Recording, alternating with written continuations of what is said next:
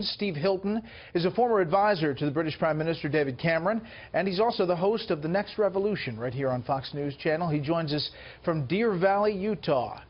Well, good evening, Steve. Tell us what you think about this. It's pretty amazing to see and a big story globally.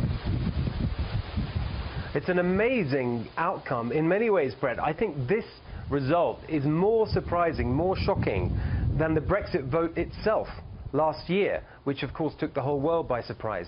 And the reason for that is that Jeremy Corbyn, that Mike was just telling us about, the Labour Party leader, he was written off as a complete joke, totally unelectable. Now, of course, he hasn't been elected. It looks like we're still going to see a Conservative government, albeit without an overall majority, probably having to do a deal with one of the smaller parties to get through its legislation in Parliament. But the fact that Jeremy Corbyn, this joke candidate in the eyes of the establishment, managed to get so much support and deprive Theresa May of the bigger majority that she wanted is another example of how this populist sentiment is just sweeping across the world. People just wanted to say we've had enough of the establishment, and in this case it was the populist of the left, Jeremy Corbyn, that seemed to benefit. He sort of had a Bernie Sanders type cast to him in a British kind of way. Give people the British politics 101, why Theresa May called for this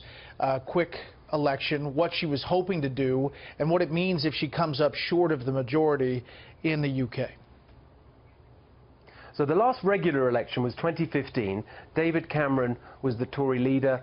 He became Prime Minister with a small majority. That itself was unexpected. The Brexit vote happened last year. He was on the losing side of that, resigned in a very messy post-Brexit leadership election. Theresa May emerged as the kind of only one left standing and took the reins as Prime Minister. She felt that actually going into the Brexit negotiations, that small majority that David Cameron had won wasn't really enough. She wanted to strengthen her hand. And she looked at the opinion polls that suggested that she was 20, 30 points ahead of the Labour Party, and that if she called an election, which is her right to do, she would get a landslide, a really big majority that would not only give her strength in the Brexit negotiations, but actually a personal mandate for domestic policy reforms that had nothing to do with Brexit. Now that she hasn't got that, in fact, not only not increased her majority, but lost it, I think there are serious questions about whether she can even stay on as Prime Minister. I think what you're likely to see in the next few days is a lot of pressure from inside her party for her to stand aside, and we may see in the next few days someone like Boris Johnson or Michael Gove or David Davis, one of the leading figures in the party, actually become the new leader and potentially Prime Minister. We don't know if that's going to happen, but I wouldn't be at all surprised to see her stand down in the next few days. Wow. Boris Johnson, the foreign minister, who has an interesting look himself. He's been over here in the U.S. You know, in between the call for the election and the election itself, 2 terrorist attacks, and also some interaction between our president, President Trump, and the London mayor. Do you think that that had anything into this dynamic as this election was coming forward? I think with the Trump mayor of London thing, not really. But the terror attacks, yes, I do. And you've got to remember that there's a huge amount of anger in the UK at the fact that in both cases with them, and in fact in all 3 attacks, in the last few months we've seen 3 attacks, the Westminster Bridge in London, Manchester, and then just now London Bridge. In each case, it turned out that the attackers were, in the phrase we've all come to know and hate, known to the security services. Many, many warnings seem to have been missed. And Theresa May personally has been responsible for security and fighting terrorism, because before she was Prime Minister, she was Homeland Security Minister, or the British equivalent, for 6 years. So if there are problems with the UK's fight against terrorism, and these attacks certainly suggest that there are, she's the one that's responsible. So I think that actually really did make a difference to the result that we're seeing tonight. Last thing, in a windy Utah, as we're talking to you there, what do you think this means for the U.S.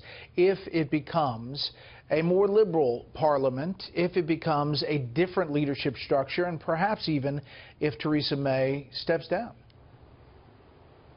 I think that actually that relationship shouldn't be affected too much, and in many ways could be strengthened, because the crucial factor will be, will it be a Conservative government or a Conservative-led government or a Labour government?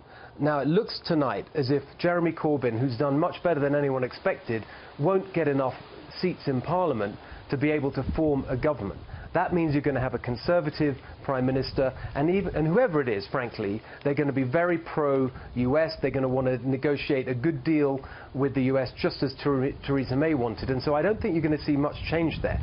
If by some process Jeremy Corbyn, on the other hand, becomes Prime Minister, that is a huge, huge change, because he is anti-American, has been all his career. He's a really far-left socialist. Yeah, he's also... he will probably... I just want to interrupt you. He's also not the best at high fives. He had a moment tonight where he was celebrating victory, and the video is a little awkward. I think he's with another Labour Party member, and oh dear, he just misses completely. But he is an interesting character, and Steve, as you look at the headlines for the papers, at least as of the last hour, the Daily Mail, Britain on a knife edge, Daily Telegraph, shock for May as exit polls point to hung Parliament, The Guardian, exit poll shock for May, and The Times, May's big gamble fails. It seems like the news is being written by the minute here. It's an unbelievable result, and I think the really interesting question will be, as I say, whether the Conservatives manage to hang on to power and therefore to keep the Brexit process going. If Labour get into power, it's anybody's guess what happens, not just to the US-UK relationship, but to Brexit itself. Steve Hilton, the host of The Next Revolution. He's out in Utah tonight. Steve, your expertise great tonight. Thank you very much.